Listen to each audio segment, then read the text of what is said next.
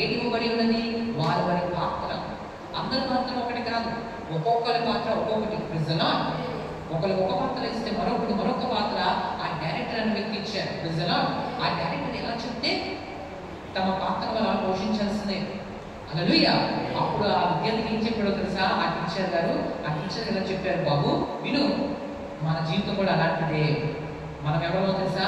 దేవుడు డైరెక్టర్ అయి ఉన్నారు. డైరెక్టర్ అంటే అర్థమో తెలుసా? మన ఇష్ట ప్రకారం భూమిని బ్రతకడానికి లేదు. ఆయన ఎలాగా బ్రతకమని చెప్తే మనం అలాగే బ్రతకాలి. స్టేజ్ అనేది శాశ్వతమైనది కాదు. వాళ్ళ పాత్ర అయిపోయిన తర్వాత స్టేజ్ దిగి వెళ్ళిపోతారు. అలాగే భూమి అనేది ఒక స్టేజ్ లాంటిది. ఆ స్టేజ్ మీదకి వెళ్ళేవారే, ఆ స్టేజ్ మీదకి వచ్చేవారే ఈ మానవులు. అనగా పాత్రలు పట్టుకొని మన పాత్రను దేవుడు ఏది చేయమని స్క్రిప్ట్ మనకి ఇస్తారో అది పట్టుకొని మనకి భూమిపైకి వస్తాం. ఆ పాత్రను మన చాలా బాగా పోషించగలిగితే, దాన్ని బాగా మనం చేయగలిగితే ఆ పాత్రను యజమాని దగ్గర నుంచి మనకి బహుమానం పడుతుంది. ప్రజలా హల్లెలూయా. ఒక డైరెక్టర్ తన దగ్గర ఉన్న ఆ యాక్టర్స్ కి అంటే ఎవరైతే నటిస్తారో వారికి ఏ పాత్రని ఇస్తాడో ఆ పాత్రకి ఎవరైతే బాగా పోషిస్తాడో బాగా దాన్ని ఎవరైతే జరిగిస్తాడో అతనికి బహుమానం ఇవ్వబడుతుంది. ఎవరు సరిగ్గా చేయడో వారికి దెబ్బలు ఇవ్వబడతాయి. అనగా వాడు డిస్క్వాలిఫై అవుతాడు, అంటే ఆ పాత్ర నుంచి ఆ ఉద్యోగం నుంచి తొలగించబడతాడు. నిజమా? దేవుడు అని యెహోవా మనమందరినీ కూడా భూమికి వెళ్ళమన్నారు. ఎందుకంటే భూమి శాశ్వతమైనది కాదు. ఏదో ఒక రోజు ఈ భూమి మీద వచ్చిన మనం పాత్ర ఏంటో మనం చూసుకోవాలి. దేవుడు మనకి ఇచ్చిన పని ఏంటో తెలుసుకోవాలి. దాన్ని దేవుడి చిత్తం అని చెప్తాం. నిజమా? హల్లెలూయా.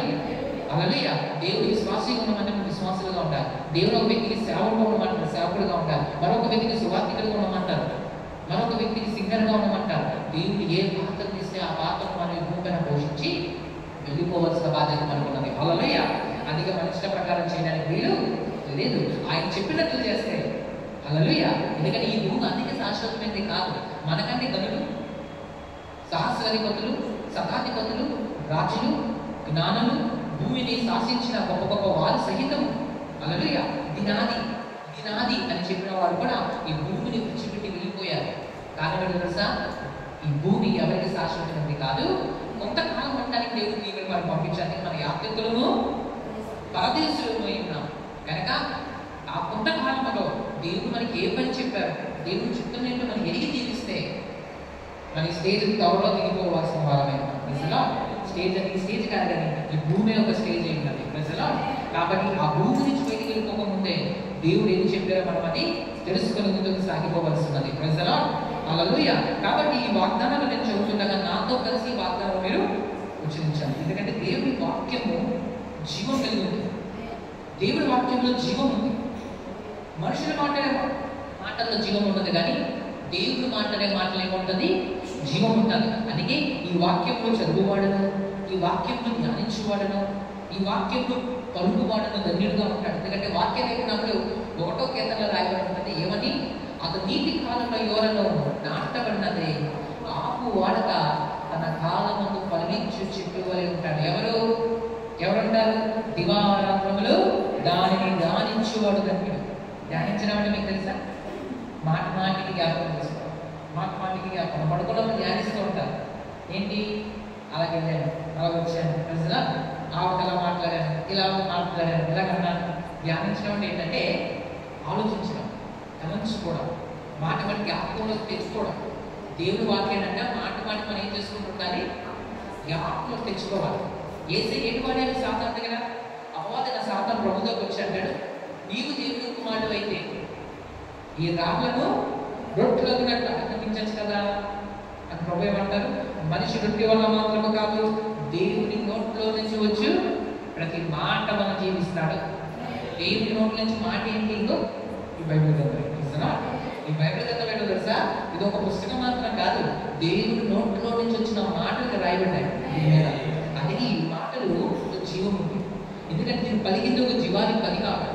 అందుకే ఈ మాటలు మీ జీవితం మీద మీరు ఎప్పుడే పడుకుంటారో, దీనిలో రాయకుండా దీనిలో ఎప్పుడు మన జీవితం మీద మనం పడుకుంటామో మన చచ్చిపోయిన పరిస్థితులు కూడా జీవం బయలుదేరుతారు. హల్లెలూయా. కాబట్టి నాతో కలిసి ఈ మాటలు మీరు పడకండి. దేవుని వాగ్దానం మనం ఉచ్చరిస్తున్నాం. నన్ను బలపరచుమని అంటే నేను సమస్తమును చెయ్యగలను. క్రీస్తునందు నేను జయిస్తాను కానీ ఓడిపోను. యేసు రక్తమే నాకు విజయము. ఏ దిగులును నా గుడారమును సమీపించదు. యేసుక్రీస్తు నందు దేవుడు నా ప్రతి అవసరమును తీర్చును. నన్ను కాపాడుటకు ఆయన తన దూతలకు ఆజ్ఞాపించును. నాకు విరోధంగా రూపింపబడిన ఏ ఆయుధమును వర్ధిల్లదు. యేసుక్రీస్తు నామములో నా ప్రతి సమస్య పరిష్కరించబడునుగాక. ఆయన పొందిన దెబ్బల చేత నేను స్వస్థత పొంది ఉన్నాను.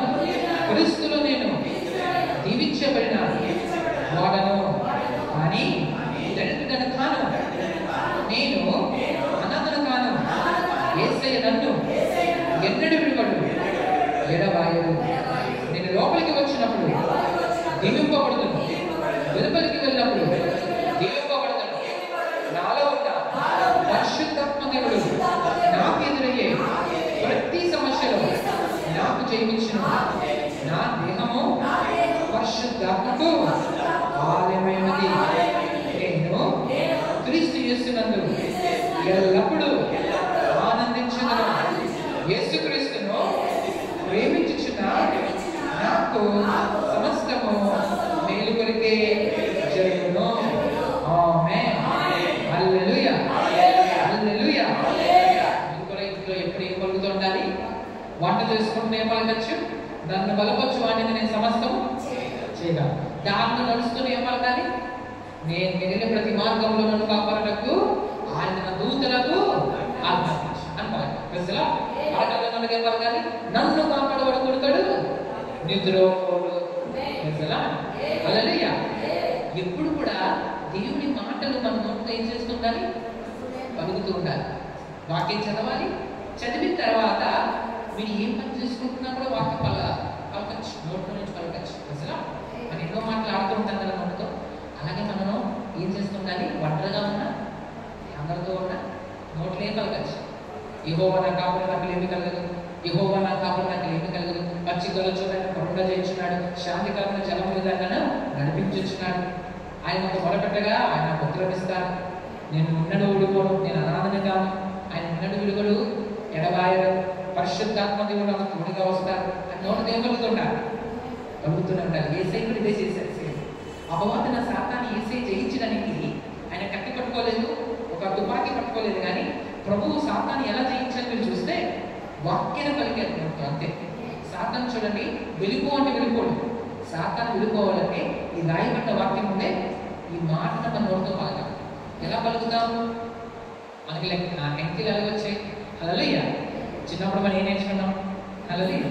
ఏబీసీలు కానీ ఆ టేబుల్స్ కానీ ఏదైనా మనం నేర్చుకున్నామో అది టీచర్స్ మాట కొంత పలికించారు. చిన్నప్పుడు ఒకసారి జ్ఞాపకం చేసుకున్నది. ఆ ఏ మనకు వచ్చింది అంటే ఇప్పటికీ మనకి జ్ఞాపకం ఉందండి. ఆ ఏ కానీ, ఆ వన్ కానీ, ఆ 1, 2 ఆ అంగీలు కానీ ఎందుకు మనకి జ్ఞాపకం ఉన్నాయి తెలుసా? టీచర్ మాటికి రాయించి గట్టిగా పలుకు లేకపోతే బెత్తం పట్టుకునేవారు. తెలుసా? అలా నిజాలు ఎందుకు పలికించేవారు తెలుసా? ఎప్పుడైతే మనం ఎక్కువగా పలుకుతామో అది మన యొక్క పొరలు ఏమవుతుంది? బ్రెయిన్లో ముద్రించబడుతుంది. అప్పుడు నిద్రలో ఏం పలికినా చెప్పేస్తాం. ఎందుకంటే మన పొరలో ఏమైపోయింది? ముద్రించబడింది. మన జీవితానికి అవసరమైన అంకీలే ఆ ఏబీసీలు అంత అవసరమైతే దేవుని వాక్యం మరి ఎక్కువ అవసరమే ఉంటుంది. అందుకే మీరు ఏం చేస్తారో తెలుసా? ప్రతిరోజు ఎక్కువ చదవడం, కానీ ఒక్క వాక్యాన్ని కంఠస్థం చేయాలి. కంఠస్థం మీకు తెలుసు కదా? బట్టి తెలుసా? చిన్నప్పుడు టీచర్స్ ఏం పట్టించేవారు? బట్టి పట్టించేవారు. దేవుని వాక్యాన్ని బట్టి పట్టకూడదు. ఎందుకు దాన్ని మనం కంఠస్థం చేయకూడదు? ఒక్క వాక్యం చదవండి. ఏం చేయాలండి? చూడకుండా మరి ప్రభా ఈ వాక్యం చదువుతున్నాను, నాకు ఈ వాక్యము జ్ఞాపకంలో ఉంచు ప్రభా. వాక్యం ఒకటి చదవడం, చూడకుండా దాన్ని పలకడం. అలాగా 2-3 సార్లు పలికి చూడండి. మీ యొక్క బ్రెయిన్లో మీకు వచ్చేస్తుంది. అది మీ బ్రెయిన్లో మీకు ముద్రించబడుతుంది. ఆ వాక్యాన్ని మీరు ఎప్పుడైనా వాడుకోవచ్చు. అసలు ఆ వాక్యం పరిశుద్ధాత్మ దేవుడు మీకు అవసరమైనప్పుడు ఆ వాక్యాన్ని జ్ఞాపకం చేస్తారు. హల్లెలూయా.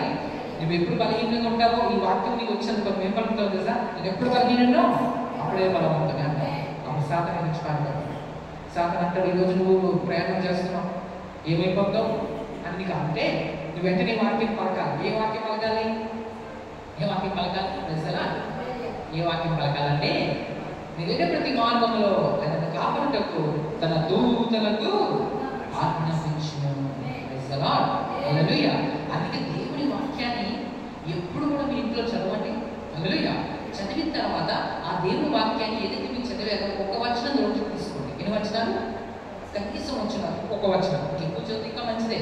ఒక వచనాన్ని ప్రార్థన చేసి, ప్రభా ఈ వాక్యాన్ని నేను జ్ఞాపకం ఉంచుకోవాలనుకుంటున్నాను, నాకు జ్ఞాపకం ఉంచు ప్రభా అని ఆ వాక్యాన్ని మాటి మాటికి ఒకే వచనాన్ని 2-3 సార్లు పలుకుతూ ఉండండి. యెహోవా నా కాపరి, నాకు లేమి కలగదు, మరి పలకాలి.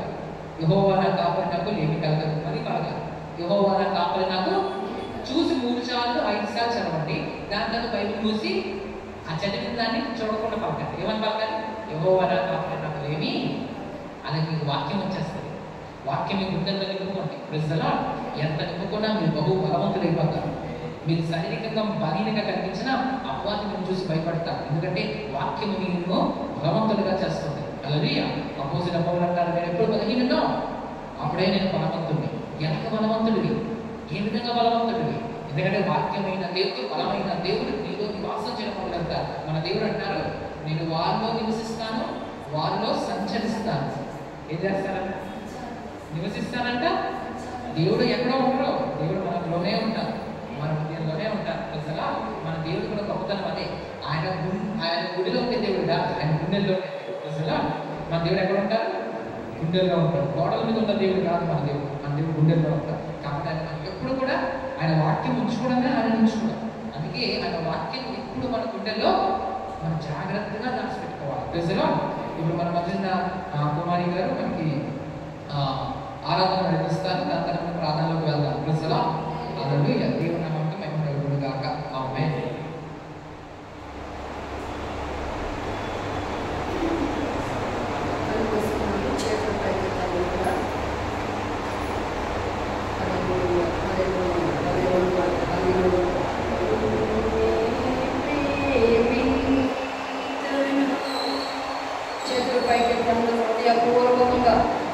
దేవుడికి ఇస్తూ ఏ ఆలోచనలో అవిధత లేకుండా ప్రభు మన మధ్యలో ఉన్నారని భయముతోను, భక్తితోను, పూర్ణ ఉదయముతోను, పూర్ణ బలముతోను, మన పూర్ణ శక్తితోను, మన పూర్ణ వేగముతోను దేవుని ఆరాధిద్దామండి. ఎక్కడెక్కడ దేవుని స్థితిలో వారి మధ్య ఉన్నారని సర్వచమని చేస్తాయి. మన మధ్యలో ఉన్నారు. ఇప్పుడు దేవుడు ప్రతి వాక్యం కూడా మనం విన్నాం, వాగ్దానం విన్నాం, స్థితిని విన్నాం.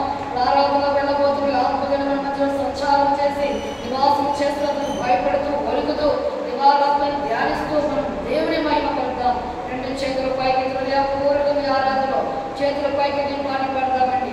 నిన్నే ప్రేమింతును, నిన్నే ప్రేమింతును,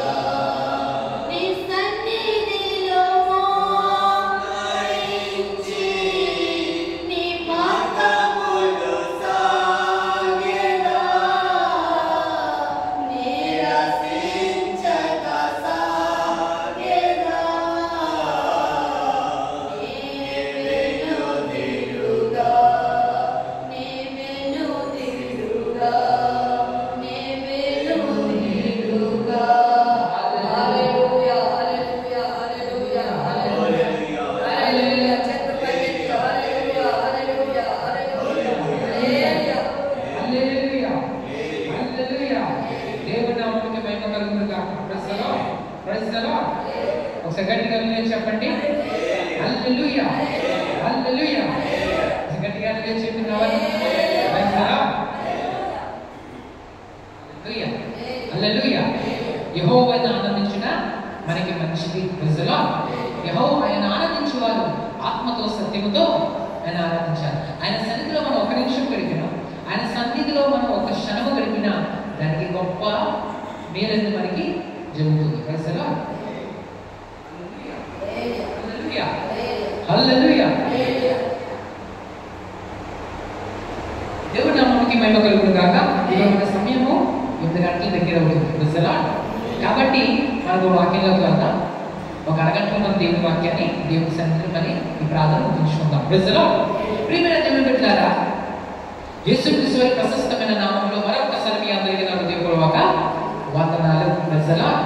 మన తండ్రి అయిన దేవుని నుండి, మన ప్రభువు అయిన యేసుక్రీస్తు నుండి మీకు సమాధానమును, మనశ్శాంతియు, కృపయు నిత్యము కలుగును గాక. ఆమేన్. మీరు వర్ధిల్లుదురు గాక, మీరు ఆశీర్వదింపబడుదురు గాక. దేవుడు తన వాక్కును పంపి మిమ్మల్ని బాగు చేస్తారు. ఆయన వాక్కు బహు శక్తి కలిగిందైనది. యెహోవా స్వరము బలమైనది. యెహోవా స్వరము ప్రభావము కలిగింది. యెహోవా స్వరము మీ జీవితాలను మార్చగలుగుతుంది. దేవుడి వాక్యము మీ బ్రతుకును మార్చగలుగుతుంది. హల్లెలూయా. మీ పరిస్థితుల్లో మీరు ఎటువంటి స్థితి గుండా మీరు వెళ్తున్నప్పటికీ కూడా ఆ స్థితికి జీవం ఇచ్చింది దేవుని వాక్యం. దేవుని వాక్యం వింటుండగా మీరు అశ్రద్ధగా కానీ, అనాలోచన కానీ, ఏమాత్రంగా ఉండగా ఆయన వాక్యము మీతో మాట్లాడుతూ ఉండగానే మనసారా ఆయన మీద మీరు ఏం పెట్టుకోండి, ఆ మనసు పెట్టుకొని ఆయన మాత్రమే ధ్యానించుకుంటూ శ్రద్ధగా ఈ వాక్యం విందా. ఈరోజు ఏమై ఉంటుంది? ఉపవాస ప్రార్థన. Praise the lord. ఉపవాస ప్రార్థన గత దినాల నుంచి మనం నేర్చుకుంటున్నాం. ఉపవాస ప్రార్థన అంటే ఏంటి? అసలు ఉపవాస ప్రార్థన ఎలా చేయాలి? Praise the lord. జ్ఞాపకం ఉన్నదా? హల్లెలూయా. ఉపవాస ప్రార్థన ఏంటి మీకు తెలుసు? Praise the lord. ఉపవాస ప్రార్థన అంటే ఉపవాసం నుంచి చేసే ప్రార్థనని ఉపవాస ప్రార్థన అంటారు. ఉపవాస ప్రార్థన ఎలా చేయాలో తెలుసుకున్నారు. ఉపవాస ప్రార్థనలో మనం దేవుని ఏం చేస్తూ ఉండాలి? ప్రతిమాలుతూ ఉండాలి. హల్లెలూయా. ప్రతిమాలుతూ ఉండాలి. మనకి ఏదైనా ఒక అధికారం దగ్గర నుంచి మనకు కావాల్సినప్పుడు ఆ అధికారం మనం ఏం చేస్తాం? అయ్యా నాకు ఇది ఇవ్వండి, అమ్మా నాకు ఇది ఇవ్వండి, నాకు ఇది అవసరం, నాకు ఇది కావాలి అని మనం అడుగుతాం. అలాగే ఏదైనా మనకు కావాల్సినప్పుడు సర్వశక్తి కలిగిన దేవుడు కూడా ఆయన సన్నిధికి వచ్చిన మనము ప్రతిమాల, తండ్రి నాకు ఇది కావాలి, తండ్రి నాకు ఇది కావాలి అని మన ప్రభుని ఏం చేస్తూ ఉండాలి? ప్రతిమాలుకోవాలి. Praise the lord. ఉపవాస ప్రార్థన నుంచి విజయాలు కూడా మనం చూసాం. ఉపవాసం నుంచి విజయాలు ఏమొస్తాయి? పరిస్థితులు మారిపోతాయి. పరిస్థితులు మారిపోతాయి. Praise the lord. ఉపవాస ప్రార్థన పరిస్థితిని మార్చగలదు. మనుషులు మార్చలేని పరిస్థితులు, మనం మార్చుకోలేని పరిస్థితులు, ఎవరు మార్చలేని పరిస్థితులు దేవుడు మార్చగల శక్తివంతుడు. హల్లెలూయా. ఉపవాస ప్రార్థన దేవునికి మనల్ని దగ్గర చేస్తుంది. ఏం చేస్తుంది ఉపవాస ప్రార్థన? దేవునికి మనల్ని దగ్గరగా తీసుకెళ్తుంది ఉపవాస ప్రార్థన. Praise the lord. ఇక్కడ మనం అర్థం చేసుకోవాలి. అయితే ఉపవాస ప్రార్థన చేసే ముందు మనం ఎటువంటి జాగ్రత్తలు తీసుకోవాలి? Praise the lord. ఇప్పుడు చూడండి, ఉపవాస ప్రార్థన మనం ఎలా పడతాలో చేసి వచ్చాము. ఉపవాస ప్రార్థన చేసే ముందు కొన్ని జాగ్రత్తలు ఖచ్చితంగా మనం తీసుకోవాలి. హల్లెలూయా, హల్లెలూయా. ఎందుకంటే మీకు తెలుసు, ఒక ఊరు వెళ్ళాలి అంటే మనం ఏం చేస్తాం? ఒక ఊరు వెళ్ళాలి అంటే మనం ఖచ్చితంగా దాన్ని మనం మార్చుకుంటాం. Praise the lord. ఒక ఊరికి వెళ్ళాలి అంటే మనం సిద్ధపడుతూ ఉంటాం. ఊరు వెళ్ళాలి అయినా, ఒక ప్రాంతానికి మనం వెళ్ళాలన్నా, ఒక ఎగ్జామ్ రాయడానికి వెళ్ళినప్పుడు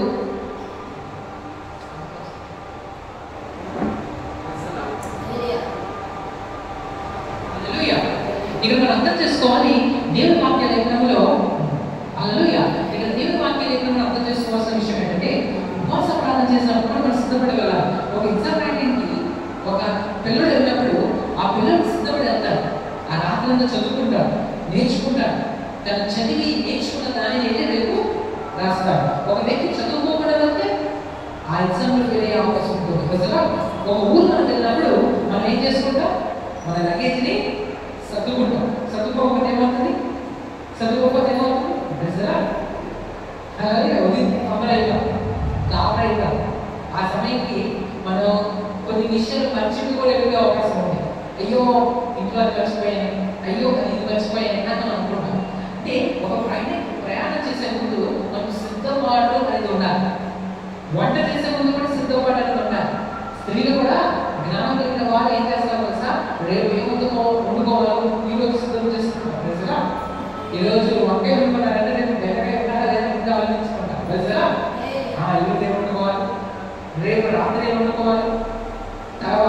ఉదయం ఉంటారు అని ముందే సిద్ధం చేసుకుంటారు. ప్రజలు అంటే సిద్ధపాటు అనేది అంత ప్రాముఖ్యమైనది. ఒక వంట చేసే ముందు మనం సిద్ధపడి చేసినప్పుడు వంట చక్కగా అవుతుంది. ఒక వ్యక్తి ఒక పిల్లలు బాగా ఎగ్జామ్కి సిద్ధపడి వెళ్ళినప్పుడు ఆ ఎగ్జామ్ చక్కగా రాయగలుగుతారు. అలాగే ఉపవాస ప్రార్థన చేసే ముందు కూడా సిద్ధపడి రావాలి. ప్రజలు ఏ విధంగా సిద్ధపడాలి అది మనం నెమ్మదిగా చూద్దాం. ఒక దేవుని వాక్యాల గురించి మనం చదువుదాం. దేవుని వాక్యాల గ్రంథం ఎస్తేరు గ్రంథము 4వ అధ్యాయము 15వ వచనం. ఎస్తేరు గ్రంథము 4వ అధ్యాయము 15వ వచనం. Praise the lord. హల్లెలూయా హల్లెలూయా హల్లెలూయా. That the Bible the book of Esther chapter 4. ఇక్కడ మనం చూస్తే భక్తురాలైన ఎస్తేరు సిద్ధపడుతుంది. ఆమె అనాథ 4వ అధ్యాయము 15వ వచనం నుంచి చదివితే అక్కడ ఎస్తేరు అమ్మ ఏమవుతున్నారు? సిద్ధపడుతున్నారు. అప్పుడు ఎస్తేరు మొదలైతో మట్లా ఇద్దరిలో నీవు పోయి సుషానందు కనబడిన యూదులందరినీ సమాజ మందిరములకు సమకూర్చి నా నిమిత్తము ఉపవాసం ఉండి 3 దినములు అన్నపానములు చేయకూడదు. నేను నా పనికట్లను కూడా ఉపవాసం ముందుకు ప్రవేశిస్తా న్యాయవ్యతిరేకంగా ఉన్నాను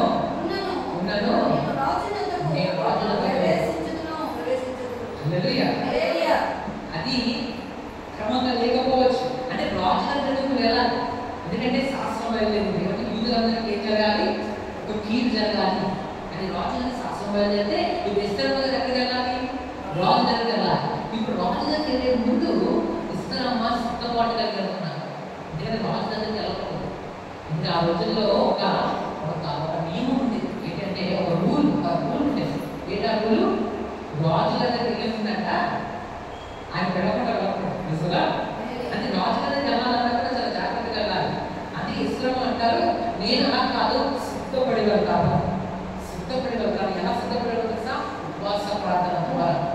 ఉపవాస ప్రార్థన మనం సిద్ధపడి చేయాలి. అంటే ఉపవాస ప్రార్థన చేసే ముందే మనం సిద్ధపడే ముందు ఉండాలి. ఒక కాలేజ్కి వెళ్ళినప్పుడు మనం సిద్ధపడతాం. ప్రజలు యూనిఫామ్ వేసుకుంటారు, షూస్ వేసుకుంటారు, సాక్స్ వేసుకుంటారు, పుస్తకాలు తీసుకుంటారు, పుస్తకాలు బ్యాగ్ పెట్టుకుంటారు, టిఫిన్ బాక్స్ పెట్టుకుంటారు. అంటే పిల్లడు ఏం పడుతున్నాడు? సిద్ధపడుతున్నాడు. దేనికి? స్కూల్కి వెళ్ళాలి. డ్యూటీకి వెళ్ళే వ్యక్తి ఏం చేస్తారు? డ్యూటీకి వెళ్ళే వ్యక్తి అర్థం చేసుకోవాలి. డ్యూటీకి వెళ్ళే వ్యక్తి డ్యూటీకి వెళ్ళే వ్యక్తి ఏం చేస్తారు అంటే ఇక్కడ మనం అర్థం చేసుకోవాలి. డ్యూటీకి వెళ్ళే వ్యక్తి తన బ్యాగ్ని అదేవిధంగా తన దగ్గర ఉన్న సమస్తాన్ని ఏం చేసుకుంటారు? పని చేసుకుంటాడు. అలాగే ఆ క్యారేజ్ బాక్స్ అని తను తీసుకొచ్చిన సమస్తాన్ని సిద్ధం చేసుకుంటారు. ఈరోజు మీరు కూడా దేవుని సన్నిధికి వచ్చినప్పుడు ఎలా వచ్చారు? బైబిల్ని ఆ బైబిల్లో పుస్తకాన్ని ఈ వాటర్ని పెట్టుకుని వచ్చారు లేదా అంటే మీరు సిద్ధపడి వచ్చారు. అంటే సిద్ధపడి వచ్చినప్పుడు మనం క్రమంగా చక్కగా పని చేయగలుగుతాం. సిద్ధపడి లేకుండా వ్యక్తికి సిద్ధపడిన వ్యక్తికి తేడా ఏంటంటే సిద్ధపడి లేని వాడు ఆ పనిని చక్కగా చేయలేడు. సిద్ధపడి వచ్చిన వాడు తన పనిని చక్కగా చేయగలుగుతాడు. అలాగే ఉపవాస ప్రార్థన కూడా అక్కడ సిద్ధపడమని ఇస్తామని చెప్తున్నారు. ఏమని చెప్తున్నారు? వచ్చిన మనకి చదవండి. 15వ వచనాన్ని నీవు పోయి సుషానందు కనబడిన యూదులందరినీ సమాజ మందిరంలోకి సమకూర్చి నా నిమిత్తము ఉపవాసం ఉండి 3 దినములు అన్నపానములు చేయకూడదు. ఆమె ఏం చెప్తున్నారు చూసారా? సమకూర్చండి, సిద్ధపడాలి. ప్రజలు సమకూర్చు అంటున్నారు. అంటే దాని అర్థం ఏంటి?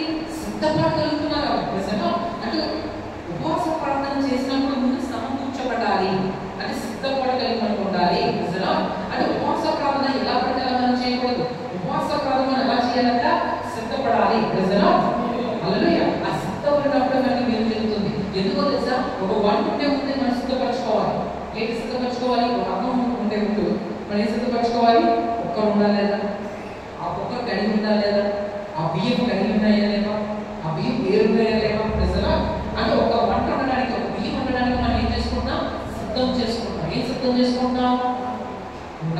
బియ్యం తీసుకుంటాం, బియ్యాన్ని కడుక్కుంటాం, కుక్కర్ కడుక్కుంటాం, రెడీగా పెట్టుకుంటాం, వస్తువులు తీసి పెట్టుకుంటాం, ఆ డబ్బా రెడీ చేసుకుంటాం, గ్యాస్ ఉందో లేదో ఆ బట్ట వాటర్ సెట్ చేసుకుంటాం, స్టవ్ ఆన్ చేస్తాం. అది మనకి అన్నం ముందు రావట్లేదు, అన్నం ఎక్కడ రావట్లేదు, అన్నం అయ్యే ముందు మనం ఏం పడుతున్నాం, సిద్ధం చేసుకుంటాం.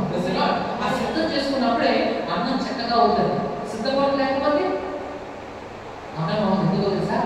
ఎందుకు అన్నం అవుతుంది? కుక్కర్ పెట్టుకుంటాం, కానీ ఆ కుక్కర్లో బియ్యం వాడి ముందే సిద్ధపరచుకోకపోతే దాన్ని ఏం వేస్తాం? అది స్టవ్ ఆపవచ్చు ఉంటుంది. స్టవ్ ఆపకుండా కొనసాగాలి అంటే సిద్ధపడాలి. హల్లెలూయా. ప్రతి దానికి సిద్ధపడటం ఎంతో అవసరము. ఒక మేస్త్రి తన మేస్త్రి పని చేసుకున్నప్పుడు తన యొక్క టాపీని సిద్ధం చేసుకుంటాడు, గమేలా సిద్ధం చేసుకుంటాడు, సిమెంట్ని సిద్ధం చేసుకుంటాడు. ఒక మేస్త్రి సిద్ధపడతాడు.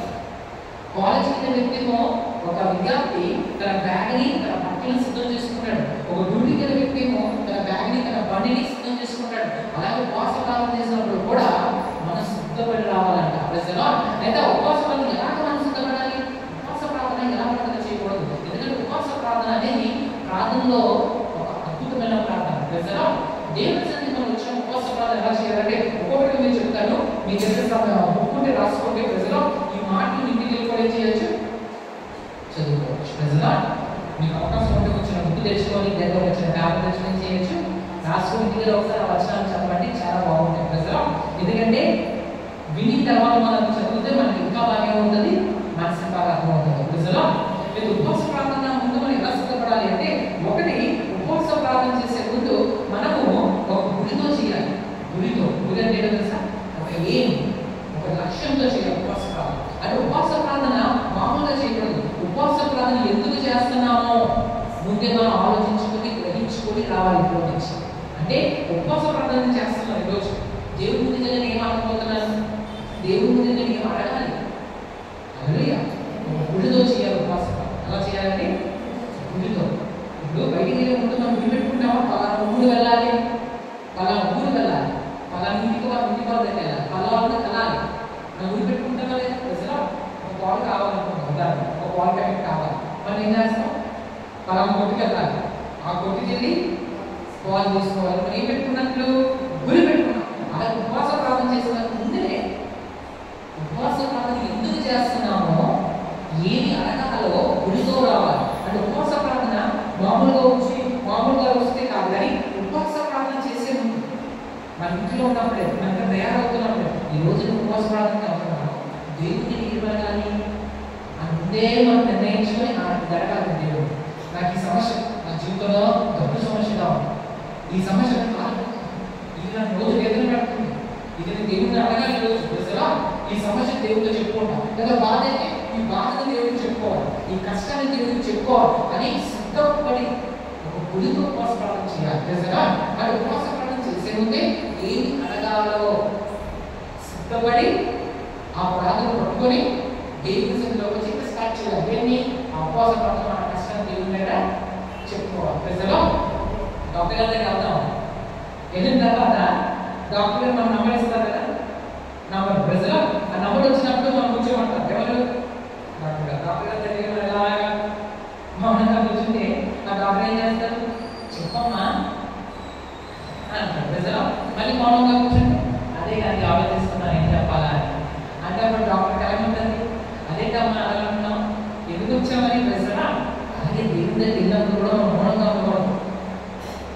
దేవుని దగ్గర వచ్చినట్టు మాట్లాడాలి. ప్రజలా అంటే తండ్రి నా పరిస్థితి, పిల్లడు వచ్చి నాకు చక్కగా కావాలి అని అంటారా, దాన్ని సైలెంట్గా నాన్న అలా చూస్తారా? ప్రజలు అలా చూస్తే తండ్రి ఏమంటారు? రే ఏం కావాలి నీకు చెప్పు నాకు అంటారా? ప్రజలు అలాగే దేవుని దగ్గర వచ్చినప్పుడు అంట మనం అడగాలి. ఎప్పుడు అడగాలి? ముందే ఇంట్లో ఉన్నప్పుడు ఏం చేసి రావాలి? సిద్ధం కూడా రావాలి. అంటే ఏంటంటే ఈ ప్రార్థన నేను చేయాలి, ఇది వెళ్ళి నాకు దేవుని అడగాలి, నాకు ఇది కావాలనుకున్నప్పుడు వేడుకోవాలని ఒక గుడితో చేయాలి ఉపవాసం. ప్రజలు అందుకే సామెతల గ్రంథము 3వ అధ్యాయము 5వ వచనం చూస్తే 3వ అధ్యాయం 5వ వచనంలో వాక్యం స్పష్టంగా తెలియజేస్తుంది, నేను జ్ఞానిని కదా నీవు అనుకోకూడదు. అచలంగా వచ్చిన ఒకసారి తీసిన వారు 3వ అధ్యాయం 5వ వచనం, నీ స్వబుద్ధిని ఆధారం చేసుకునక. నీ స్వబుద్ధి అంటే సొంత బుద్ధి అని దేవుడు చెప్పిన మాటలు కాకుండా మనకు అనిపించేది, మనకి రైట్ అనిపిస్తుంది ఒక విషయం. ప్రజలు ఇద్దరికి నాకు బాగా అనిపిస్తుంది అని మన మనసుకు అనిపించేస్తాయి. ప్రజలు అది స్వబుద్ధి. స్వబుద్ధి దేవుడు చెప్పింది కాదు, దేవుడు చెప్పింది కాదు, మనకి ఏది మంచి అనిపిస్తుంది ఆ స్వబుద్ధిని ఆధారం చేసుకున్నాక, ఈ స్వబుద్ధిని ఆధారం చేసుకున్నాక నీ పూర్ణ హృదయంతో యెహోవా యందు ఏముంచాలంటే నీ పూర్ణ హృదయంతో యెహోవా యందు నమ్మిక ఉంచాలి. పూర్ణ హృదయంతో ఉంచాలి. తెలుసా? పూర్ణ హృదయం ఏముంచాలి? నమ్మిక ఉంచాలి. అంటే దేవుని మీద ఏమాత్రం సందేహపడకూడదు. యేసుకు వచ్చినప్పుడు దేవుడికి చేస్తావో చేయరు, వస్తావో జరగదు, జరుగుతావో జరగదు, ఇది అవుతుందా, ఇది ఎక్కడ అవ్వలేదు కదా, ఎంతకాలం జరగలేదు కదా అన్న సందేహం దేవుని మీద రాకూడదు. అందుకే ఈ స్వబుద్ధిని ఆధారం చేసుకోవాలంటే నీకు కనిపించేది ఇది రైట్, ఇది మంచిదే అనిపించేది స్వబుద్ధిని ఆధారం చేసుకుంటా దేవుడు ఏమంటున్నారు అన్న దాన్నే మనం ఇప్పుడు ఆలోచించాలి. ఇప్పుడు చూడండి, మనకు కష్టం వచ్చిందనుకో మనకేమనిపిస్తుంది? ఈ కష్టం జయించలేదు, ఈ కష్టం జయించని శక్తి నాకు లేదు అని మనకు అనిపిస్తుంది. కానీ మనం అది చూడకూడదు. మన స్వబుద్ధిని మనం ఆధారం చేసుకోవాలి. మనం ఏది ఆధారం చేసుకోవాలి? ప్రభువుని. ప్రభు ఏం చెప్పారు? ప్రభు ఏం చెప్తున్నారు? సమస్య ఈ సమస్య కోసం దేవుడు ఏం చెప్తున్నారు? హల్లెలూయా. మనుషుడు ఏం చెప్తున్నారు కదా మనం చూడాల్సింది. దేవుడు ఏం చెప్తున్నారు? ఎలా తెలుస్తుంది? వాక్యం చదవాలి. వాక్యం చదివి వాక్యం దేవుడు ఏం చెప్తున్నారో అదే మనం చూడాలి. అప్పుడు మనకి ధైర్యం వస్తుంది. మనుషుల దగ్గరికి వెళ్ళామనుకోండి, వాళ్ళకి రాదు, నీకు రాదు అని సింపుల్గా చెప్పేస్తారు. కానీ దేవుడు అలా కాదు. సర్వజనులకు అసాధ్యమైన సర్వజనులకు దేవుడు నాకు అసాధ్యం లేదని కదా అని దేవుడు ఏమంటారు? నేను చేయగలను, మనుషులంతా నేను చేయలేము అంటే దేవుడు మాత్రం చేయగలను అంటారు. మనం కూడా ప్రభుత్వం ఎవరు అవ్వదు అంటే దేవుడు అంటారు ఎవరు అవుతుంది, నేను చేస్తాను అంటారు. ప్రజలా అందుకే ఈ స్వబుద్ధిని అర్థం చేసుకున్నాక ఈ పూర్ణ హృదయంతో యెహోవా ఏమంటాలి? నమ్మిక ఉంచాలి. పూర్ణ హృదయంతో నీకు ఏమాత్రం సమయం ఉంటుందా, నీకు ఏమాత్రం కూడా భయపడకుండా, శక్తి ఉన్నా లేకపోయినా, నీకు బలం ఉన్నా లేకపోయినా, జ్ఞానం ఉన్నా లేకపోయినా, అది నీకు అవునా అవ్వకపోయినా నమ్మాలి. దేవుని వల్ల ఉంటుంది. నా దేవుడు చేయగలంటే ప్రజలా నా దేవుడు శక్తివంతుడు అని ఎప్పుడైతే ఉంటావో నిశ్చయమైన కార్యాలు చేస్తాం. ప్రజలా ఏ పరిస్థితిలో నేను ఏ పరిస్థితి కూడా లేదు, నీ స్థితి అంత ఘోరమైనదైనా, నీ స్థితి అంత భయంకరమైనదైనా, మనుషులు ఇది అవ్వదు అని చెప్పేస్తున్నారు. కొన్ని సంవత్సరాల నుంచి ఆ సమస్య నీ జీవితంలో కనిపిస్తున్నాడు, నీ కుటుంబంలో కనిపిస్తున్నాడు. దేవుడు చెప్తున్నారు ఏమో తెలుసా? నా వల్ల అవుతుంది. అందుకే పూర్ణ హృదయంతో యెహోవా యందు నమ్మిక ఉంచాలి. దేవుడిని నమ్మాలంట. దేవుడిని చేస్తారు, దేవుడిని జరిగిస్తారు అని మనం మన జీవితంలో నమ్మాలి. ఎందుకంటే ఆయన మాత్రమే ఆధారణ ఉదాహరణ. మనిషి మనకు ఉదాహరణ ఇవ్వలేదు, దేవుడు మనకు ఉదాహరణ ఇస్తారు. మనిషి మనకి జయం ఇవ్వలేదు, దేవుడు మనకి జయాన్నిస్తారు. హల్లెలూయా. మన స్థితిలో మన పరిస్థితులు మార్చగల శక్తివంతుడు, మనం సేవించే గొప్ప దేవుడు. మన దేవుడు ఎవరో తెలుసా? మనం చెప్పకముందే ఇది చెప్తాం ఆయనకి తెలుసు. హల్లెలూయా. ఆయన చూస్తున్న నా కుమార్తె రోజు ఏం చెప్తారో, నా కుమార్తె ఏం చెప్పారో, ఏం చెప్పాలని చదివి వచ్చారో అని దేవుడు అలాగా. మన పిల్లలు మన దగ్గరకు వచ్చి గడుపుతే మనకి ఎలా ఉంటుంది? అలాంటిది ఆయన పిల్లలను మన స్థితికి వచ్చి గడుపుతే ఎలా ఉంటుంది? హల్లెలూయా.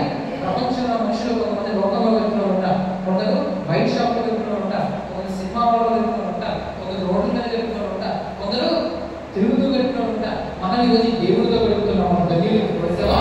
ఎందుకో తెలుసా?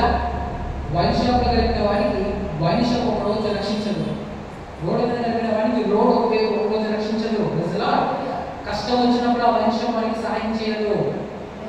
మన్న పడక మీద రోగం వచ్చి మన్న పడక మీద కూర్చున్నప్పుడు వైన్ తాగిన వ్యక్తికి మందు వచ్చి రక్షించదు. అసలు సినిమాలో ఉన్న వ్యక్తికి కష్టం వచ్చినప్పుడు సినిమా వచ్చి నేను సహాయంగా ఉంటానని అన్నాడు. కానీ ఈరోజు మనం సేవిస్తున్న దేవుడు ఎవరో తెలుసా? మనం ప్రార్థిస్తున్న దేవుడు ఎవరో తెలుసా? నువ్వు మన్న పడకలో ఉంటే నేను లేకుండా నేను ఉన్నాను అని చెప్పే దేవుడు మన దేవుడు. నువ్వు అలసిపోయి ఉంటే నేను తోడుగా ఉన్నాను మన దేవుడు. నేనున్నాను మన దేవుడు ఎవరో తెలుసా? ఇప్పుడు ఏమంటారు? నేనున్నాను.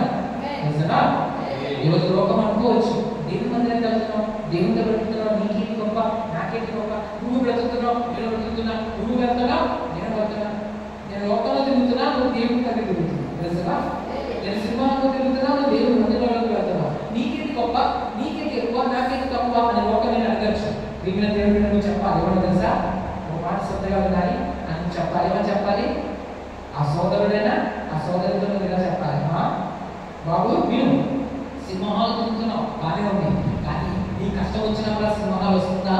అసలు నువ్వు ఏడుస్తూ కూర్చున్నప్పుడు ఒంటరిగా ఆ సింహాలు వచ్చి నేను ఆదరిస్తుందా? నువ్వు రోగం వచ్చి అన్న పడగలుగుతున్నప్పుడు డాక్టర్ గారు చెప్పలేను అని అన్నప్పుడు ఆ సింహాలు కానీ ఆ సింహాలలో ఉన్న వారు ఎవరైనా సరే వచ్చి మేము నీకు సహాయం చేస్తామని అంటారా? కానీ నేను సేవిస్తున్నా దేవుడు, ఈరోజు దేవుడి సన్నిధికి వచ్చి కూర్చున్నావే, ఈ దేవుడు ఎలాంటి దేవుడు తెలుసా? నువ్వు కూర్చున్న ఆ స్థితిని దేవుడు చూస్తున్నాడు. నువ్వు కష్టాల్లో ఉన్నప్పుడు ఆయన ఈరోజు నువ్వు చేసిన భక్తి ఆ రోజు నేను కాపాడుతుంది. ఈరోజు నువ్వు భక్తి చేస్తున్నావు కదా, ఈరోజు దేవుడి సన్నిధికి వచ్చి కూర్చున్నావు కదా, ఒక రోజు నీ కష్టం ఎదురవుతాయి, బాధ ఎదురవుతాయి. ఆ దేవుడు ఏం చేస్తావు తెలుసా? ఈ రోజు నువ్వు చేసిన భక్తిని ఆయన జ్ఞాపకం చేసుకొని ఆ రోజు నీ మనగబట్టంలో ఉన్నా, ఐసీలో ఉన్నా, నీ పక్కకు వచ్చి నా కుమారుడా ఆ రోజు నువ్వు దేవుడి మందిరం నా మందిరానికి వచ్చావు, నేను చూశాను, నా కోసం బ్రతికావు తెలుసా? నీకు ఆరోగ్యం ఉన్నప్పుడు నువ్వు నా కోసం జీవించావు, నీకు సమయం ఉన్నప్పుడు నా సన్నిధిలో కూర్చున్నావు, నాకు తెలుసు నీ కష్టం వచ్చింది కదా, నేను నీకు తోడుగా తెలుసా? ఎవరు లేరు, డాక్టర్స్ ట్రీట్మెంట్ చేశారు, డాక్టర్స్ అన్నారు ప్రభా నీకు అవ్వదని ఇచ్చారు. దేవుడు అంటారు డాక్టర్స్ అంటే డాక్టర్ కంటే పైవాడి తెలుసా?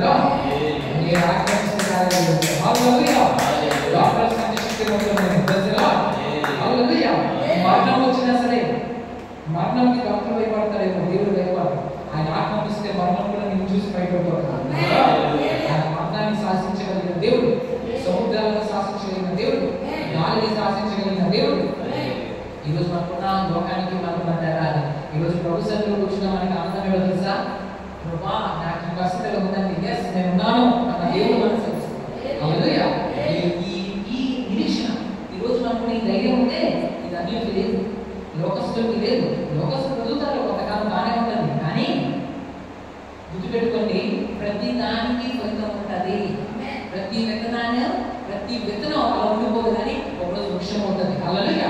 ఏ విత్తనం వేస్తావో ఆ ఫలమే నువ్వు చూస్తావు. మామిడి విత్తనం వేస్తే మామిడి పండే తింటాం, అదొక జామ విత్తనం అయితే జామ పండే తింటాం. హల్లెలూయా. అలా విధంగా లోకస్తులు లోకమైన విత్తనం వేస్తారా, లోకమైన ఫలం వస్తావు. ఈరోజు భక్తి అనే విత్తనం వేస్తున్నావా, భక్తికి తగ్గ ఫలితం నువ్వు చూస్తావు. నీ ఫలం గొప్పది తెలుస్తుంది. ఇదిగో నేను వచ్చున్నాను, వాని మనకి వీళ్ళు చెప్పిన ప్రతి వానికి ఇచ్చినప్పుడు నేను సిద్ధపరిచిన జీతము నాకు ఉంది అని దేవుడు చెప్తున్నారు. నిజమే. ఈరోజు నీ భక్తి వృధా కాకపోదు, నువ్వు చేసే ప్రార్థన వృధా కాకపోదు, అది దేవుని యొక్క సముఖంలో వెళ్తుంది. మీకు తెలుసా దేవుని మీ ప్రార్థన ఎక్కడ వెళ్తున్నాయో? పరలోక రాజ్యంలో 24 గంటలు ఉన్నారు. మీరు ఎక్కడ ఉంటారో తెలుసా? దేవుడు సింహాసనం దగ్గర ఉంటారు. దేవుడి యొక్క సింహాసనం దగ్గర 24 గంటలు ఉంటారు. ఆ 24 గంటలకి 24 సింహాసనాలు ఉన్నాయి. వారి చేతుల్లో సువర్ణ పాత్రలు ఉన్నాయి. ఆ సువర్ణ పాత్రలు ఏమున్నాయో తెలుసా? పరిశుద్ధుల ప్రార్థన ఉన్నాయి. అంటే దీనికి అర్థమేంటి? పరలోకంలో దేవుడికి అతి దగ్గరగా ఉండేది ఏంటో తెలుసా? మనము చేసే ప్రార్థనలు. మనం చేసే ప్రార్థన ఎదుర్కోవట్లేదు, మనం చేసే ప్రార్థన ఆయన సిద్ధానికి వెళ్తున్నాయి. అందుకే ఈ భూమి మీద ఎవరికి శాశ్వతం కాదని ధనవంతుడు కూడా చెప్పుకోవాలి, పెద్దవాడు కూడా చెప్పుకోవాలి. అయితే ఎదురుదాన్ని ఎక్కడ చెప్పుకోవాలి, ఎలిదాన్ని ఎవరి కావాలి, ఏం చేయాలి ముందే మనం తెలుసుకుంటారు. హల్లెలూయా. చూడండి, మొక్క ఉన్నది మానవ ఉన్నదని ఒక సామెత ఉంటుంది. మొక్క ఉన్నది మానవ ఉండదు. ఏదైనా సరి చేసుకోవాలంటే మొక్కగా ఉన్నప్పుడే సరి చేయాలి. మానైపోతే అది కష్టమైపోతుంది. దాన్ని జరగొట్టడం తప్ప, దాన్ని నడిచివేయడం తప్ప, దాన్ని కాల్చివేయడం తప్ప ఇంకా దేనికి పనికి రావాలి. కానీ మొక్కగా ఉన్నప్పుడు దానికి కంచి కట్టచ్చు, మొక్కగా ఉన్నప్పుడు దాన్ని చుట్టుకొట్టు సరి చేయొచ్చు. అలాగే మన జీవితంలో ఈ భూమిపై ఉండగానే, మన ప్రాణంగా ఉండగానే మనము దేవుడిని భయపడి జీవించాలి. ఎందుకంటే దేవుడు మనం చేశారు కాబట్టి. ఆయన భయపడి జీవిస్తున్న విషయం తెలుసా? ఈ లోకంలో ఉన్న ఆనందం కంటే దేవుడిలో ఉన్న ఆనందం చాలా గొప్పది. లోకస్తులు తిరిగి అనుకుంటారు ఈ లోకంలో తిరిగి ఆనందం, లేదా లోకంలో తాగితే ఆనందము, జరిగే సినిమా చూస్తే ఆనందం అనుకుంటారు. తెలియక ఆనందం ఏమీ లేదు. నిజంగా వాళ్ళ బాధ ఎప్పుడు పడుతుంది తెలుసా? మన దేవుడి సన్నిధిలో మనకున్న ఆనందం ఎంత గొప్పది, మనకున్న ఈ సంతోషం ఎంత ఘనమైనది. ప్రజలు తిండి లేకపోతే హ్యాపీగా బ్రతికి చేసాను కలిగి ఉంటాయి. కడుపు హ్యాపీగా ఉంటుంది. ఈ రోజు ప్రభు పిలుచుకుంటే మనకు వెళ్ళే సమయం వస్తే దేవుడు మన దగ్గరకు వస్తాయి. హ్యాపీగా ఒక్కొక్క రాజ్యంలో నడుచుకొని వెళ్ళిపోవచ్చు. ప్రజలు ఆ లోకంలోకి వెళ్ళడానికి మనం ఇక్కడ సిద్ధపడాలి. అంటే ఈ లోకంలో దేవుడు మనం ఒక్కరికి వచ్చేస్తారా? నో. ఎక్కడైతే ఉండిపోయావో అక్కడే ఉంటారు, ఎక్కడైతే పడిపోయావో అక్కడే నిలబడతారు, ఎవరి దగ్గర అవమానం పొందావో అక్కడే దేవుడికి చేయిస్తారు. ఈ రోజు లోకం ఎవరైతే నేను చూసి నమ్మారో వారిని నేను చూసి ఆశ్చర్యపడేవాడని దేవుడు చేస్తాం. ప్రజలు అది ఆయన శక్తి వల్ల అవుతుంది. ఎందుకంటే అలాంటి దేవుడి దగ్గరికి నీవు వచ్చావు. నువ్వు వచ్చి ఒక సామాన్యుడి దగ్గరికి రాలేదు. ఒక సామాన్యుడికి వచ్చి బలహీన వచ్చుంటే నువ్వు బాధపడవచ్చు. కానీ వచ్చి ఒక బలమైన దేవుడి దగ్గరికి ఆయన సూర్యగారు చేసినవాడు. తన నోటితో తన యొక్క శక్తితో ఎర్ర సముద్రాన్ని రెండుగా చేసినవాడు. తన బలముతో సముద్రాన్ని చేసిన దేవుడు, తన శక్తితో నీటిని ద్రాక్షారసంగా మార్చిన దేవుడు. సహాశక్తివంతుడండి మన ప్రభువారు. అలాంటి ప్రభు మనం సేవిస్తుండగా మనం ఉడిగే వదిలేస్తారన్నాం. నువ్వు ఆయనతో నీ స్థితి కొద్దిగా ఈ రోజు ఉండొచ్చు, కానీ అది నువ్వు మహాభివృద్ధిలో కావు. నన్ను ప్రేమించి వాటి ఆస్తి కట్టగా చేస్తానన్నా. ఆస్తి కట్టాలి మీకు తెలుసు కదా, ఆస్తికి అది అంటే దేవుడు ఏమంటున్నారు, ఆయన దగ్గర వచ్చిన మరి ఎవరైనా విడిచిపెట్టారు. లోకానికి లేదు ఈరోజు. లోకస్తులు చెప్పలేదు చనిపోయినప్పుడు బయలు చెప్పాలి, మనం మరణప్పుడు మనం భయపడవలసింది. ఎందుకంటే మన ప్రభువులో ఉన్నాం కాబట్టి. మన ఐసీలో కూర్చున్నా సరే మనకు భయం లేదు, ఎందుకంటే అక్కడ మన ప్రభు మనతో ఉంటారు కాబట్టి. ఐసీలో మనం వెళ్ళినా సరే ఐసీలో బయటికి రాగల శక్తివంతులు మనకు. లోకస్తుగా మనం చెప్పగలరా? లోకమున్న వ్యక్తి నేను మరణం జయించగలని చెప్పగలరా? లోకమున్న వ్యక్తి నాకేం భయం లేదు, నన్ను కాపాడేవారు ఉన్నారు అని చెప్పగలరా? ఎందుకంటే మనకు తెలుసు కాపాడేవారు లేదు. కానీ మనకి గట్టిగా చెప్పగలం, నాకు దేవుడు ఉన్నాడు, నన్ను కాపాడగల శక్తివంతుడు ఉన్నాడు. నేను ఏడిస్తే నీళ్ళు తుడిచే దేవుడు మన దేవుడు. నువ్వు పిలిస్తే పలికే దేవుడు మన దేవుడు. నువ్వు ఏకంగా ఉంటే నీకు ధైర్యం ఇచ్చే దేవుడు.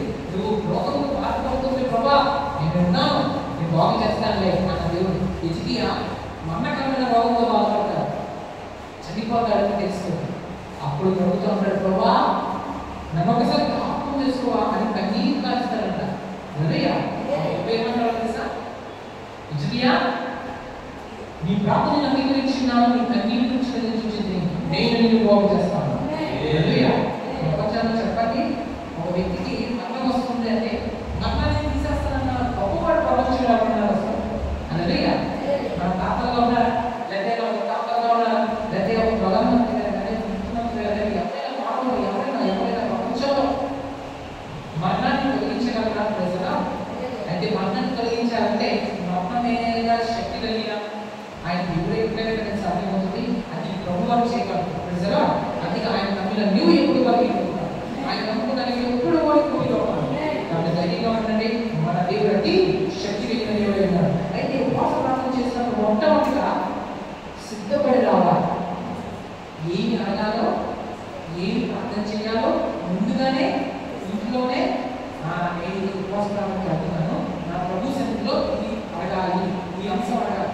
పిల్లల కోసం కావచ్చు, మహిళల కోసం కావచ్చు, భార్య కోసం కావచ్చు, నీ కోసమే కావచ్చు, ఆరోగ్యం కోసం కావచ్చు, కోర్టు కేసుల కోసం, కోర్టు కేసు గ్రహించాలని మీ ప్రార్థన, లేకపోతే అప్పులు తీరుకోవాలని మీ ప్రార్థన, లేకపోతే పిల్లల మారాలని మీ ప్రార్థన, మీ బ్రతికేమాలని మీ ప్రార్థన. అది ఏ ప్రార్థన అయినా ముందే ఏం రావాలి, ఇంట్లో ఏమి ప్రార్థన చేయాలో ముందే ఊహించుకొని ఆలోచించుకొని సిద్ధపడి నేను సన్నిధికి రావాలి. అంటే ఉపవాస ప్రార్థన ఎలా చేయాలి అంటే, ఉపవాస ప్రార్థన నేను రాకముందే సిద్ధపడి రావాలి. అంటే సిద్ధపడి రావడం అంటే అర్థమేంటి? బయటికి వెళ్తాము, మనం పని చేసుకుని సిద్ధపడతాం కదా, వంటకే ముందు అన్ని ఆ పరికరాలను సిద్ధం చేసుకుంటాం కదా. అలా ఉపవాస ప్రార్థన చేసినప్పుడు కూడా ఏది దేవుడు అడగాలో, ఏది దేవుడి సన్నిధిలో మొదలుపెట్టాలో, అసలు ఏమి చెప్పుకోవాలో ముందుగానే మనం సిద్ధపడి రావాలి. అసలు అప్పుడు మన ఉపవాస ప్రార్థన బలవంతంగా ఉపవాస ప్రార్థన ఉంటుంది. అలాగే రెండు ఉపవాస ప్రార్థన ఏం చేయాలంటే ఆత్మీయంగా సిద్ధపడాలి. ఇప్పుడు మనం అదే చేసాం. ఎందుకు ఆత్మపడాలి? ఎదురు సృష్టించాం తెలుసా? ఆత్మీయంగా సిద్ధపడ్డాం. అంటే మన ఆత్మ అంతవరకు లోకంలో, ఇంతవరకు మన లోకంలో ఉన్నాం, బయట ఉన్నాం, కలిసారు, బయటకు వెళ్ళాం, లోకాలను చూసాం, ఎంతో లోకంలో మనం వెళ్ళాం. కానీ దేవుడి సన్నిధికి వచ్చినప్పుడు మనం కలుపుకొని వస్తున్నాం. అంటే మన ఆత్మ శుద్ధి అవుతుంది. అంటే మన ఆత్మ ముందు ఏం చేసుకోవాలి? సిద్ధం చేసుకోవాలి. మూడవది మన శరీరాన్ని మనం సిద్ధం చేసుకోవాలి. అంటే ఏంటి? మన మనసు అంటుంది, ఈరోజు ఇన్ని పనులు ఉన్నాయి కదా, ఈరోజు ఏమవుతాయి, ఈరోజు ఏం చేస్తామని అలా మనసు మనం చెప్పుకోవాలి. లేదు, పనులు ఎప్పుడూ ఉంటాయి. తినడం మానేస్తాను, అనుకోవడం మానేస్తాను, ప్రజలా దేవుడి సన్నిధిలో మానేస్తాను. ఆయన సన్నిధిలో కూర్చొని బ్రతుకుతాను. ఆయన ప్రాణం చూశారు కదా, ఈ రోజు నేను 3 చేశానంటే ఆయన వల్లే కదా. నేను ఆయన సన్నిధికి వెళ్తాను, కూర్చుంటాను, నాకు వేరే అని మన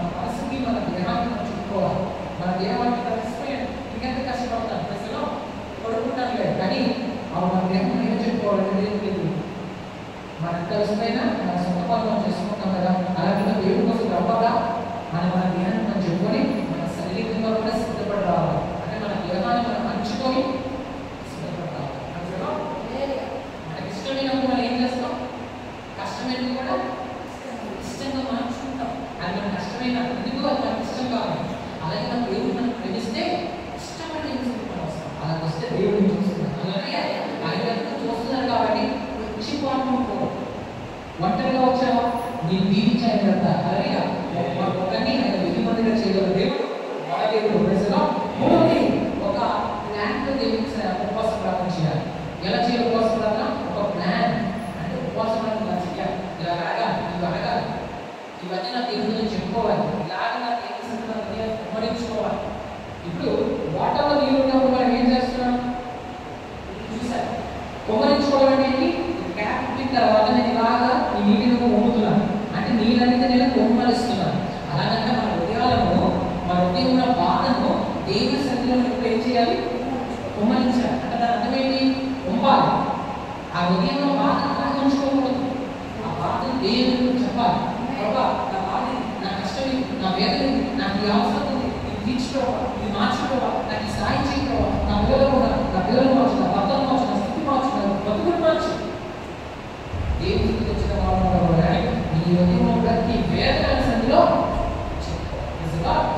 ఇంకోటి ఏంటంటే ఒక ఇవన్నీ చేసిన తర్వాత ఉపవాస ప్రార్థనలో రాకుంటే ఒక విశ్వాసంతో రావాలి. ఏ విశ్వాసం తెలుసా? నేను ఉపవాస ప్రార్థన చేసిన తర్వాత నిశ్చయంగా నా దేవుడు నా ప్రార్థన వింటాను, నాకు జవాబు ఇస్తాను, నేను జవాబు పొందుతాను. ఏమన్నా నేను ప్రార్థన చేస్తాను, నా దేవుడు ప్రార్థన జవాబు ఇస్తాడు. నేను నమ్మిన ఆశతో ఆశలని తృప్తిపరిచే దేవుడు మన దేవుడు. మన దేవుడు ఎవరండి? ఆశలని ఆశకున్నాయా? మనుషులకు తెచ్చిపోయారా? నీ ఆశలు ఇంతవరకు ఎవరైనా అయితే నీ ఆశలు దేవుడికి చూపిస్తావా? నా ఉదయం ఆశలు ప్రభా, నువ్వు ఆచరించే దేవుడు కదా, నా ఆశలు ప్రభా నుంచి తప్పక నీ ఆశలు చూపిస్తావు. నీ పిల్లల కోసం నువ్వు ప్రార్థించినా నీ పిల్లల పక్షంగా ఏర్పాటు చేస్తావు. అలాగే లోతు కోసం అబ్రాహాము ప్రార్థిస్తే లోతు కోసం వేసే కార్యం చేశారు. ఈరోజు మన పిల్లల కోసం మన కుటుంబం తరపున, మన భర్తల తరపున, మన భార్య తరపున, పిల్లల తరపున మనం ఒక్కరు ప్రార్థించినా సరే మా అందరిలో నుంచి దేవుడు వారిని క్లియర్ చేస్తాం. మన దేవుడు అన్ని శక్తి కలిగిన దేవుడు వాస్తవం ముగించుకున్నా. ఒక కొన్ని రాసిన పత్రిక 15వ అధ్యాయము 58వ వచనం. ఒక్క కొరింథీయులకు రాసిన పత్రిక 15వ అధ్యాయం 58వ వచనం. ఒక్క కొరింథీయులకు రాసిన పత్రిక 15వ అధ్యాయం 58వ వచనం.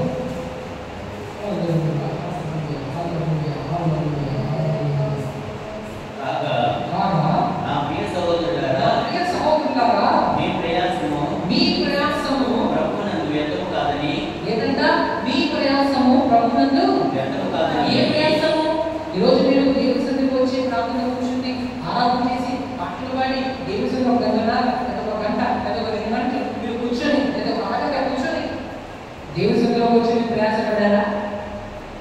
వేస్ట్ కాదా? ప్రభునందు అంటే ప్రభు కోసం మీరు పడిన కష్టము, ప్రభు కోసం మీరు పడిన బాధ, ప్రభు కోసం మీరు ఏది పడినా అది వ్రతము కాక ఏమవుతుంది? వ్యర్థము కాదని ఎరిగి ఉంది. స్త్రీలను స్త్రీలో అనుకోవడం అంటే కదలి వారు అంటే ఇలా కదిలిపోవడం అంటే దేవుళ్ళు మనం అనుకోవాలి. స్త్రీలలో కదలి వారు ప్రభు కార్యాలను ఎప్పటికీ ఏమైనా ఆసక్తులై ఉండండి. ఆసక్తితో ఉండాలి, ఇంట్రెస్ట్ చేయాలి. అంటే అర్థం తెలుసా? ప్రార్థన చేసినప్పుడు ఇంట్రెస్ట్గా చేయాలి. ఇప్పుడు మనకి ఇష్టమైన కోడ్ ఎవరైనా ఉంటే మనం ఏం చేస్తాం? ఎందుకు ఇలా అనుకుంటాం? ఇష్టం ఉంటే ఎలా తింటాం, ఇష్టం లేకపోతే ఎలా తింటాం? ఒకసారి ఆలోచించడం ఏంటి? అలాగే ఇష్టమైన కోడ్ పెట్టారు, అది మీకు ఇష్టం, బాగా ఇష్టం. పాయాసం కావచ్చు, కొన్ని పాయాసం ఇష్టం ఉంటుంది, లేదా కొన్ని స్వీట్స్ ఇష్టం ఉంటాయి, కొన్ని బజ్జీలు ఇష్టం ఉంటాయి. ఏదైనా సరే ఇష్టమైన ఆహారం ముందు పెట్టుకున్నప్పుడు మీరు బాధతో దాని వస్తారా, నవ్వుతూ దాని వస్తారా? ముందు నవ్వు వస్తారు తెలుసా? అంటే ఇంట్రెస్ట్. ఇష్టమైన విషయాన్ని మీకు ముందు కనిపించినప్పుడు దాన్ని సంతోషంగా చేస్తారు. అసలు హల్లెలూయా. ఇప్పుడు ఎవరైనా మీకు ఇష్టమైన వారు వస్తే ఎలా ఉంటుంది? ఇష్టమైన వారు వచ్చినా, ఇష్టమైన కూర వచ్చినా, నేను ఇష్టమైన బట్టలు వచ్చినా, హల్లెలూయా. కొందరికి చీరలు ఇష్టం ఉంటాయి, కొందరికి భోజనం ఇష్టం ఉంటుంది. ఏదైనా సరే మీకు ఇష్టమైనది ముందుంటే నవ్వు వస్తుంది. హల్లెలూయా. పిల్లలకు చూడండి, వారికి ఇష్టమైన ఆట పంపించడం వాడు ఎక్కడికైనా నవ్వుతారు. హల్లెలూయా. ఒకవేళ ఫోన్ ఇష్టం అనుకోండి, ఆ ఫోన్ ఇస్తే అంతవరకు నుంచి పేచి పెట్టి అంతవరకు వచ్చి వారికి ఇష్టమైంది మనం ఇచ్చామనుకోండి, వాడు ఏం చేస్తాడంటే నవ్వుతాడు. హల్లెలూయా. ఎంతవరకు ఇచ్చాడు కదా, నవ్వుతున్నాడు. ఏంటంటే వారికి ఇష్టమైన మన ముందుకు వచ్చింది. అలాగే దేవుని సన్నిధిలో అంట ఒక 5 నిమిషాలు పెట్టినాడు, ఒక 10 నిమిషాలు పెట్టినాడు, ఒక పావుగంట పెట్టినాడు. ఇష్టంగా చేయాలి. ఇష్టంగా కష్టంగా చేయకూడదు. ఎలా చేయాలి? దేవుని సన్నిధిలో ఉంటాం, మా దేవునితో మాట్లాడుకున్నాను, దేవునితో గడిపాను. ఇది చాలా గొప్ప కార్యం. ఈ ప్రపంచంలో నా జీవితంలో నేను చేసిన వాటన్నిటిలో కూడా గొప్పది ఏదైనా ఉంది అంటే దేవునితో గడపడం. చూడండి, లోకంలో నుంచి మనం వెళ్తాం కదా, అప్పుడు మనతో ఏమి కాదు, ఏమి కాదు. మనం కట్టుకుంటే చీర ఉందా, మనం వేసుకున్న వాచ్ ఉందా, మనం కొనుక్కున్న ఫోన్ ఉందా. ఎందుకు చెప్పాలంటే మనం పదుకోవడం అందరం. అది చనిపోయినప్పుడు మనం పదుకోవడం అందరం. మనకు వచ్చేది ఎవరో తెలుసా? ఈరోజు మనం సేవిస్తున్న దేవుడు ఆలోచనకు వస్తాం. చివరికి నాకు ఏమని మిగిలిందో తెలుసా? చివరికి దేవుడే మనకి మిగిలిన. చివరికి మనకి ఏమైనా కలిగిన ఆస్తి ఏముంది అంటే దేవుడే. అందుకే ఆస్తి లేకుండా బాధపడకండి, ఏమి లేకుండా బాధపడకండి, దేవుడు లేకపోతే బాధపడాలి. తెలుసా? ఆస్తి కూడా ఏదో ఆస్తి పట్టుకుంటాను వెళ్ళిపోడు. ఆస్తి ఎంత ఎన్ని కావాలన్నా ఆ కాళ్ళు విడిచిపెట్టి వెళ్ళిపోవాల్సింది వెళ్ళిపోయినాము. అలాగే మీరు చూడండి, ధర్మంతో చచ్చిపోయినప్పుడు ఎవరైనా చరిత్రలో ఎక్కడైనా తను సంపాదించినంత ఎత్తుకుని పోయినట్టుగా నిజం ఇప్పుడు ఎత్తుకుని పోగలరా? అలలుయా. ఈ భూమిలో ఉన్నంత వరకు నాది నాది, ఇంకేం ఉండదు. మన భూమి ఉండగానే ప్రభువుని పట్టుకొని జీవిస్తే చనిపోయినప్పుడు కూడా నీతో వస్తాయి. చనిపోయినప్పుడు కూడా నువ్వు బయలుతో చెప్పి మరణానికి భయపడే అవసరం లేదు. ఎందుకో తెలుసా? ఆయనే నీతో ఉంటావు. ఇప్పుడే కాదు, చనిపోయినప్పుడు నీతో ఉంటారు. నేను పట్టుకుని ఆయన రాజ్యంగా నేను రిసీవ్ చేసుకుంటా, నేను చేర్చుకుంటా. అందుకే మనకు గొప్ప దేవుడు అంటే మన దేవుడు ఏమున్నా లేకపోయినా ఉంటాడు. జ్ఞానం లేకపోయినా మనతో ఉంటాడు, దేవుడు లేకపోయినా మనతో ఉంటాడు, బుద్ధి లేకపోయినా, చదువు లేకపోయినా, అందం లేకపోయినా, ఆస్తి లేకపోయినా, డబ్బు లేకపోయినా, వయసు లేకపోయినా, ఏమున్నా లేకపోయినా, ఎవరు లేకపోయినా సరే ఒకరి మాత్రం ఖచ్చితంగా చెప్పచ్చు, మన గురించి కట్టని వాడు ఆయన దేవుడు, ఆయన యేసుక్రీస్తు వాడు. మీరు ప్రకటిస్తున్న యేసుక్రీస్తు కూడా ఎవరో తెలుసండి? ఎప్పుడికి ముందున్నాడు విడిచిపెట్టారు. ప్రపంచం అంతా మీకు బాయ్ చెప్పారు, బాయ్ చెప్పరు. ఒక్కసారి బంధం స్టార్ట్ అయింది అంటే మరణమైనా సరే మరణం కూడా విన్నాడు. మరణం కూడా దేవుడి నుంచి మనం ఎడబాపలేదు. దేవుని మనం సేవిస్తున్నాం. ఎత్తైనను లోతైనను, ఉన్నమైనను రాబోన్నమైనను, ప్రధానమైనను అధికారులైనను, లోకంలో ఉన్నమైనను రాబోన్నమైనను, దేవుని ప్రేమ నుంచి మనల్ని ఎడబాపునా? దేవుని ప్రేమ నుంచి మనల్ని ఎడబాపేది ఏమీ లేదు, వేరు చేసేది ఏమీ లేదు. ఎప్పుడు కూడా దేవుడు మనకు తోడై ఉంటారు, మనం ఆయనతో ఉంటాం. మనం పిలిస్తే పలికే దేవుడు, మనం ఏడిస్తే మన కన్నీరు చూసే దేవుడు మన దేవుడు. ఈ రోజు మన దేవుడు మనకు ఉండగా ఎటువంటి పరిస్థితులు మీరు వచ్చినా, ఎటువంటి కష్టాలు వచ్చినా మీరు ధైర్యంగా ఉండండి, సంతోషంగా ఉండండి. ఎందుకంటే దేవుడు మీతో వస్తున్నారు కాబట్టి. జీవించుగాక. ఆమేన్. చిన్న ప్రార్థన చేస్తాను, మీరందరూ కలిసి ప్రార్థన చేయండి, ప్రార్థించండి. ప్రజలు మహోన్నతుడా, సర్వోన్నతుడా, సర్వశక్తిమంతుడా మా దేవా, మీ పవిత్రమైన నామములో నేను ప్రార్థిస్తున్నాను తండ్రి. ఈ రోజు కూడా వాక్యము వృధాగా పోకుండా, దృష్టికి వెళ్ళిపోకుండా 3 రెట్లుగా మీ వాక్యాన్ని మా అందరూ ఫలింపచేయండి.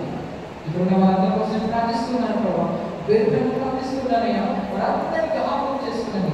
వారి తీవ్రంలో ఉన్నటువంటి బాధను, వారి తీవ్రంలో ఉన్నటువంటి కష్టాన్ని చూస్తున్నావు ప్రభావ. ఉపవాస ప్రార్థనను ఎలా చేయాలి, ఉపవాస ప్రార్థన చేసి ఎలా సిద్ధపడాలో ఈరోజు మాతో మాట్లాడారు ప్రభావ. నిజమేనండి, నేను నీకన్నా మాకు నీకంటే తేలిక లేదు. నీవే గొప్ప దేవుడు, నీవే మా బలమైన ప్రార్థిస్తున్నాను. మీ ప్రజల పాత్రలను తెచ్చాను దేవ, మీ ప్రజల యొక్క బాధలని మీరు తెచ్చాను. వారి ఎటువంటి సమస్యలు వచ్చినా, ఎటువంటి బాధలతో వచ్చినా వారి బాధను తొలగించమని ప్రార్థిస్తున్నాను. కోర్టు కేసులతో వచ్చిన వారికి కోర్టు కేసులు ఇద్దరు, కుటుంబాల రక్షణ వారందరికీ వారి కుటుంబాల రక్షణ తెచ్చేయండి. అదేవిధంగా నా తండ్రి వారి యొక్క అనారోగ్యంతో వచ్చింది ఈ కార్యక్రమ సంపూర్ణ స్వస్థతను దయచేయండి. దేవా తండ్రి ఇంట్లో సమాధానం లేక వచ్చింది, బాధలో వచ్చింది, వారిని సహాయం చేయండి. ఆర్థికంగా దేవ బాధపడుతూ వచ్చింది, ఆర్థికంగా వాళ్ళు ఎవరైందండి వారి యొక్క కష్టాలు తెచ్చండి, వారి యొక్క బాధలు తెచ్చండి, వారి యొక్క రోగాలను గురించి మీ కార్యక్రమ అస్సాల చేత సంపూర్ణ స్వస్థత దయచేయండి. మీ చింతని జరిగించి మీ ప్రజలందరినీ ఓదార్చి బలపరిచి దీవించమని ప్రార్థిస్తున్నాను. నజరేయుడైన యేసుక్రీస్తు వారి ఉన్నతమైన నామములో అడుగుచున్నాము తండ్రి. ఆమేన్, ఆమేన్, ఆమేన్. మా మధ్యలో అన్ని గారు లాస్ట్ ప్రార్థన చేసి ముగిస్తారు. చిన్న ప్రార్థన చేయండి. చివరి ప్రార్థన చిన్న ప్రార్థన చేయండి. ఈ వారం దేవుడు దీవించేలాగా చిన్న ప్రార్థన చేయండి.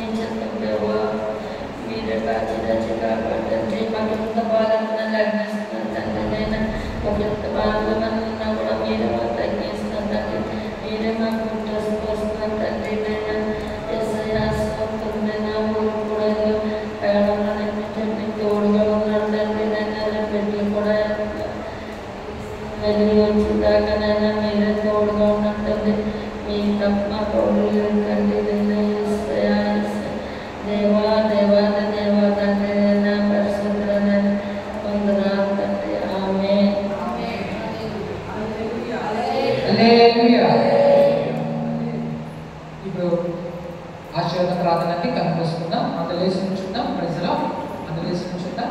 నిశ్శబ్దముగా ఉందాం.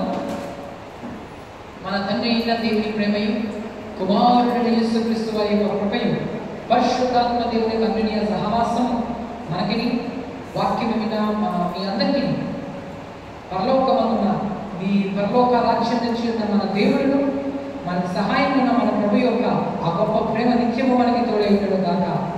ఆమేన్, ఆమేన్, ఆమేన్. హల్లెలూయా. ప్రార్థన చేసుకుందాం. చిత్రపైకి వెళ్దాం.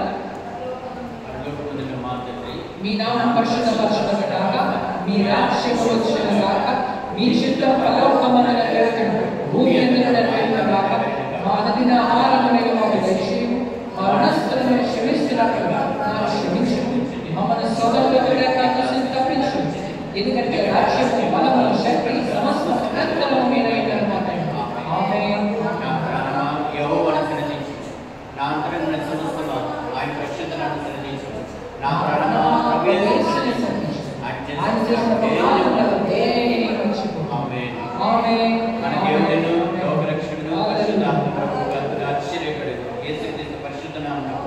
స్తుతి స్తోత్రము ఆరాధన ఘనత మహిమ ప్రభావం యుగయుగములు చెల్లిన గాక కలుగును. ఆమేన్. హల్లెలూయా. హల్లెలూయా. దేవుని దీవించిన గాక. ఆమేన్, ఆమేన్. హల్లెలూయా. హల్లెలూయా. దేవుని అందరిని దీవించిన గాక. ప్రజల మీ అక్కలని దేవుడు దీవించిన గాక. హల్లెలూయా. సమాధానంగా వెళ్ళండి. ప్రభు మీతో వస్తున్నారు. ఆయన సన్నిధి మీతో వస్తుంది. మీ అక్కలని తీరిపోయారు అన్నారు. ప్రజల ఏమయ్యే ఇప్పుడు మీరు వెళ్ళి ఏం చెప్పాలి? దేవా అక్కడ తీర్చినందుకు ఏ కష్టం అయితే మీకు ఉందో దేవా నమ్ముతున్నాము నువ్వు ఏం చేసావు తీర్చావు. ఇంటికి వెళ్ళి ఎప్పుడు కూడా మానవ అంశం పెట్టుకుని మీరు ప్రార్థన చేసుకోండి. హల్లెలూయా. ప్రార్థన చేసుకోవచ్చు, పరగల బదులు చేసుకోవచ్చు. ఆ సమస్య ఏదైనా సరే ప్రభుతో నేను చెప్పుకోండి. ప్రజలు రేపు దినాన 10 గంటలకి ప్రార్థన స్టార్ట్ అవుతుంది. మీరు మర్చిపోకండి రండి. హల్లెలూయా.